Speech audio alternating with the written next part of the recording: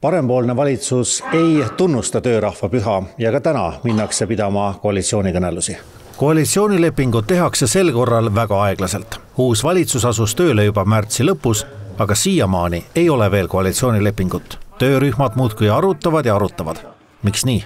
Meil on juba allkirjastatud aluspaber, aga me teeme väga detailse tööplaani mitte ainult järgmiseks 8 aastaks, vaid paneme seemned mulda ka pikema tuleviku jaoks.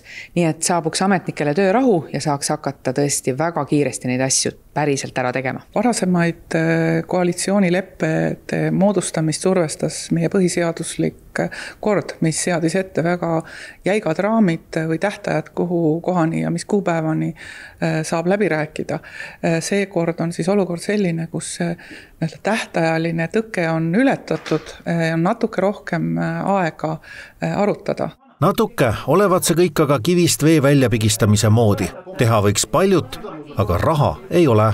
Kuhu see raha on kadunud? Mitte millegi jaoks seda ei ole. No me oleme Eesti riigi arendamises jõudnud siis nii-öelda rikka riigi tasemele. Meil on küllaltki rikkalikud sotsiaaltoetused. Eks me oleme väga palju panustanud ka haridusse, tervishoidu, kuigi me ütleme, et raha jätku, aga ikkagi me oleme selle nimel hästi palju pingutanud ka pensionäride jaoks. Et see sotsiaalvaldkonna kulud, mis võtavad riigieelarvest väga-väga suure osa ja need kasvavad, tihtipeale kipuvad kasvama kiiremini kui kogu eelarve, see on see surve. Eks see plaanidele veel rahanumbrite juurde lunimine seisab koalitsioonikõneluste pidajatel ees. Aga ega kõik mõtted otseselt raha ka ei nõua.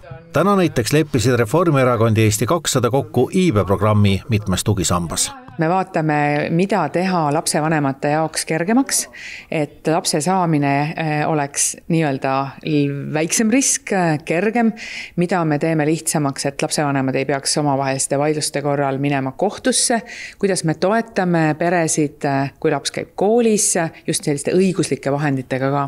Olgu lisatud, et Riigikogu liikmed ja minister täna töötamise eest topelttasu ei saa, kuna neil on seaduse järgi töö 24 tundi päevas ja 7 päeva nädalas, siis ei mingeid lisatasusid õhtu, öö, nädalavahetuse või riikliku püha ajal töötamisel.